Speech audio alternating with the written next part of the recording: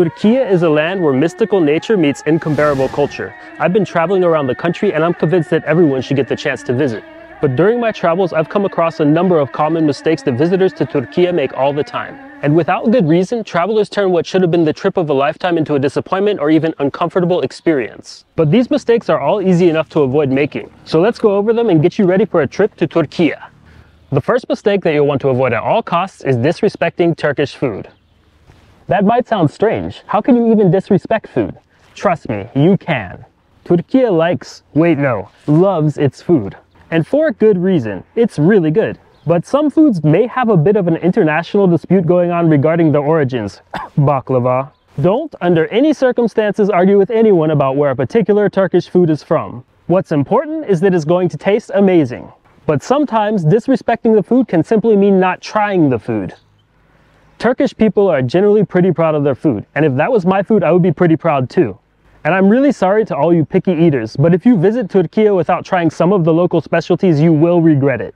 Turkish food is definitely in my top 10 cuisines in the world. And honestly, I can't even imagine anybody visiting here without finding something they like to eat. But alright, to not try Turkish food in Turkiye, you'd have to really go out of your way too. Doner, kebab, baklava, and Turkish pizza are some of the more well-known foods here in Turkiye. But there are hundreds of Turkish specialties, and what you end up trying will depend a little bit on where you are in the country. And talking about location, another common mistake that visitors to Turkiye make all the time is underestimating the distance between two places. Turkiye is a pretty big country, and distances can be a little bit further than they seem on a map. Want to go from Istanbul to Cappadocia? Well, that's going to be at least an 8-hour drive or a 1-hour flight. How about a visit to what some call the world's oldest temple, Göbekli Tepe? Well, from Istanbul, that's around a 14-hour drive or nearly a 2-hour flight. And to travel all the way from one side of Turkiye to the other is around 1,600 kilometers or 1,000 miles. Turkiye is pretty well served by transport, with a big flight network, modern roads, buses throughout, and trains in much of the country too. But the point here is that it's big and things are spread out, so plan ahead and do not underestimate distances. And even though Turkiye does share borders with Arab countries, it is never okay to refer to Turkiye as an Arab country. I hear this one too often, and it's really not appreciated in Turkiye. Turkish is not the same as Arabic, and Turks are not Arabs. Just like anywhere, you'll want to show up knowing what the local language or languages are, and ideally know at least a few words in them. In Turkish, merhaba means hello, teşekkürler is a way to say thank you, and hoşça kal means goodbye. But don't ever assume that cultures or languages from nearby countries are the same as the country you're in. Now, there are some Arabs living in Turkey, and there's also Kurds that speak Kurdish. But the most widely spoken language is Turkish, and most people identify as Turks. So that's a huge mistake that you've already avoided just by watching this video, and I've got another easy one for you too. Whatever you do in Turkey, be aware of what you eat and drink. I'm not an expert here. Wait, actually I kind of am. Or at least I used to be when I passed the food protection course in New York City. But let's get back to Turkiye here. Food handling seems to mostly be done pretty hygienically here in Turkiye. But there are definitely places here where it's not, and it's usually pretty obvious. Generally, I find the best approach to finding a place to eat is to go where there's a line of locals waiting to dine. Busy restaurants are usually proven to be good. And in my experience, they typically have very fast turnover, so no food will be left out for hours on end to rot. Tap water generally is potable here, but it's usually recommended to boil it before consuming it throughout the country. And there may be more rural areas where it's actually not potable, so if in doubt, ask. If you don't ask, you might suffer later on, and there's just no reason for that. And when you're going into someone's home or a house of worship, those shoes have to come off. And that applies to restaurants where you sit on the ground too. But in particular, when you enter a home or a mosque, it's straight up rude to not take your shoes off. Turkiye is definitely not the only country where this is the standard. But making this mistake could really give the wrong impression. Often there are special house slippers that Turkish people will lend you if you're visiting them. And some mosques have these too. But if not, it's nearly always fine to walk around in your socks. So particularly if you're used to keeping your shoes on indoors, keep this one in mind. And one other thing to keep in mind is that tourist attractions can get insanely busy in Turkiye. Post-pandemic visitor numbers to Turkiye are nearly where they were before the pandemic. Last year, about 50 million people visited Turkiye. And of those 50 million visitors, a whole lot of them visited popular sites such as the Hagia Sophia or Cappadocia. So there will be crowds if you're visiting popular attractions. But if you visit during non-peak times, you can often avoid the worst of it. And additionally, you'll want to book all of your entrance tickets ahead of time where possible. Sometimes these can sell out completely. The same might go for tours, but often in Turkiye you can get better rates and even find tours that you wouldn't find otherwise once you're in the country. And it can also be useful to have a direct contact in Turkiye to book stuff before you visit. But if there's something that you just can't miss, you're probably best off booking it way ahead of your trip.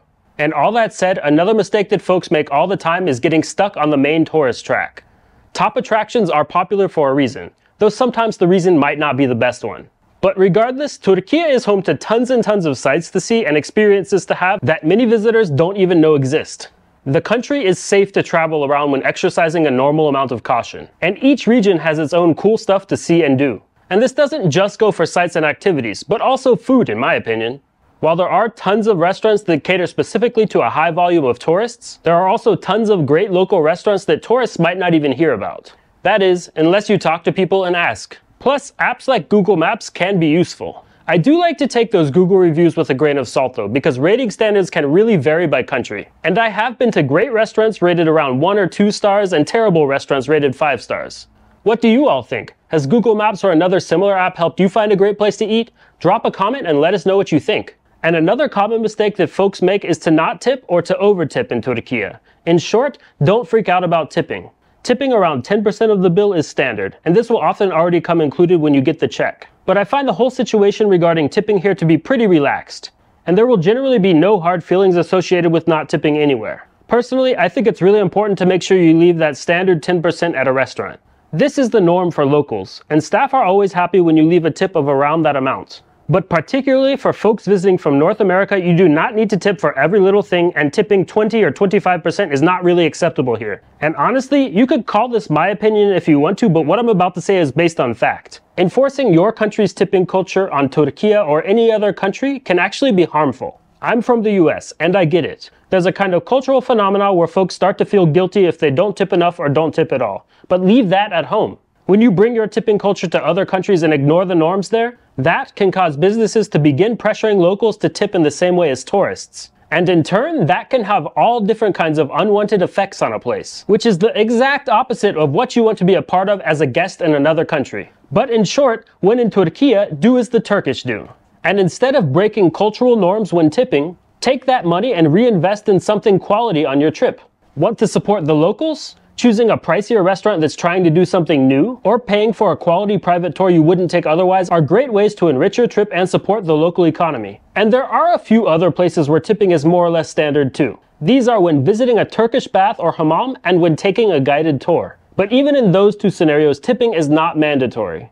And another good thing to keep in mind in regards to money is to not accept the first price that you're quoted. Well, you can, but in Turkiye, negotiating is a normal way of doing business. And if you don't negotiate, you'll just be paying more than full price. But this doesn't apply to every single place. If you're buying bus tickets, for example, you're probably not going to be able to negotiate for them. One sure sign that you can negotiate is when there are no prices listed. And you'd really better know what you want to pay for something before entering a marketplace. Sellers can lean towards harder sales tactics. And it's just kind of an established cultural norm to play the negotiation game. And if you're strolling around a market and come across some trinket or whatever, but didn't plan to buy anything, don't really want whatever it is, and have no clue what it's worth, then just say no thank you and keep moving.